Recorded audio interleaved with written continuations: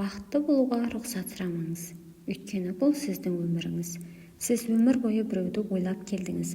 Алдымен ата-анаңызды ойладыңыз, содан кейін жарыңызды, балаларыңызды өсірдіңіз, немерелеріңізге алаңдадыңыз, біреуге тамақ дайындадыңыз, біреуге көмектестіңіз, біреудің көңілін қалдырмауға тырыстыңыз.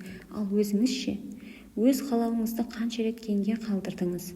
Балаларым өсіп алсын, үйдегі шаруалар бітіп алсын, немерелеріме көмектесіп алайын, қазір ақша жұмсамай-ақ қояйын, ел не дейді? Осылайша жылдар өтіп кетті. Бір күні адам айнаға қарап, мен өзім үшін қашан өмір сүремін деп ойланады. Егер сіз 65-тен асқан болсаңыз, бұл сұрақты қоюға әлі де кеш емес.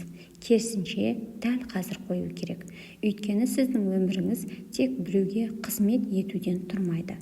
Сіз де демалуға құқылысыз, сіз де әдемі киінуге құқылысыз, сіз де саяхаттауға, қонаққа баруға, достарыңызбен кездесуге құқылысыз. Сізге ұнайтын тағамды дайындап жеуге де болады. Көптен бері армандаған нәрсеңіз болса, оны кейінге қалдыра бермеңіз. Менің жасым өтіп кетті деп ойламаңыз.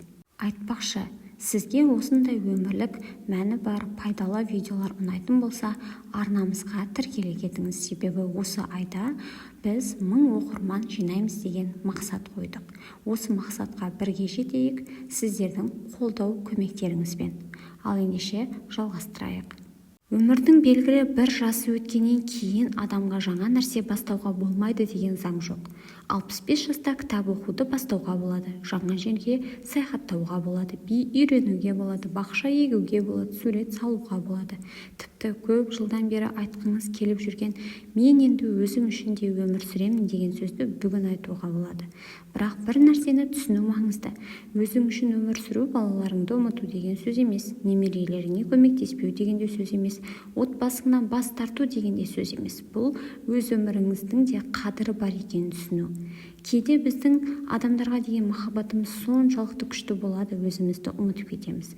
Баламыздың мәселесін өз мәселемізден жоғары қоямыз. Немереміз ауырып қалса, өзімізден бұрын соны ойлаймыз. Баламыздың көңілі түссе, біз де уайымдаймыз. Бұл ата-ананың жүрегі. Бірақ балаларыңыздың да өз өмірі бар. Олардың өз отбасы, өз жұмысы, өз жауапкершілігі бар. Ал сіздің де өз өміріңіз бар. Сондықтан балаңыз, анашым, әкешім, өзіңізге де көңіл бөліңіз десе, оны тыңдаңыз. Өзіңізді кінәлі сезінбеңіз. Себебі сіз балаларға өмір сыйладыңыз. Оларды өсірдіңіз, қолдан келгенше тәрбиеледіңіз. Енді өз жүрегіңізге де аздап көңіл бөлетін уақыт келді. Тағы бір нәрсе бар. 65 жастан кейін кей адамдар өткен өміріне қатты өкінеді. Мынаны неге істемедім? Неге ана адамға сонша уақыт жұмсадым? Неге өзім қалаған нәрсені жасамадым? Неге елдің сөзіне сонша қарадым?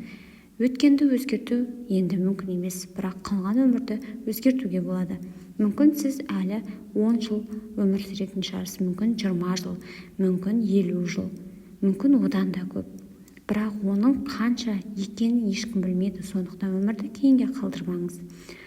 Бақытты болу үшін ерекше себеп күтпеңіз. Таңертең деніңіз сау болып ояндыңыз ба? Бұл да себеп. Жаған адамыңыздың даусын естідіңіз бе? Бұл да себеп. Немереңіз сізді құшақтады ма? Бұл да себеп. Күн терезеден түсіп тұрма? Бұл да себеп. Кейде біз бақытты алыстан іздейміз, ал ол күнделікті өміріміздің ішінде үнсіз ғана жүр. Тек біз оны байқамаймыз. Сондықтан бүгін өзіңізге бір сұрақ қойып көріңіз. Мен бүгін өзім үшін не істей аламын деген. Мүмкін жай ғана сүйікті шайыңызды асықпай ішерсіз, мүмкін көптен бері көрмеген досыңызға телефон шаларсыз, мүмкін далаға шығып таза ауада жүріп қайтасыз, мүмкін көптен бері шкафтың ішінде тұрған әдемі киіміңізді киесіз. Иә, дәл сол киімді. Киім деп сақтап жүрген киімді. Өйткені кейде біз өміріміздің ең жақсы нәрселерін кейінге сақтап қоямыз, ал өмірдің ең маңызды сабағы мынау. Кейін деген уақыттың келетініне ешкім кепілдік бермейді. Сондықтан жақсы ыдысты тек қонақ келгенде пайдаланбаңыз.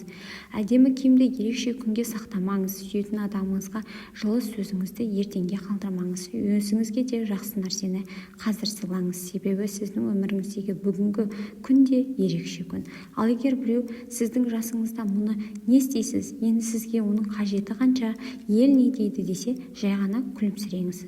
Сіз олардың өмірін сүріп жатқан жоқсыз, сіз өз өміріңізді сүріп жатырсыз.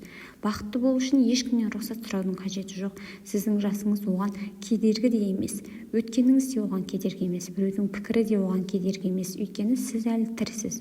Демек, әлі де сезінуге, қуануға, армандауға, жақсы көруге және бақытты болуға мүмкіндік бар. Сондықтан бүгін өзіңізге бір ғана уәде беріңіз. Мен қалған өмірімді тек өзгелер үшін емес, өзім үшін де сүремін деп. Есіңізде болсын, бақытты болуға рұқсат ешкімнен сұрамаңыз. Бұл сіздің өміріңіз. Егер осы сөздер жүрегіңізге жетсе, пікірге бір ғана сөзді жаза кетіңіз. Өзім үшін де өмір сүремін деген.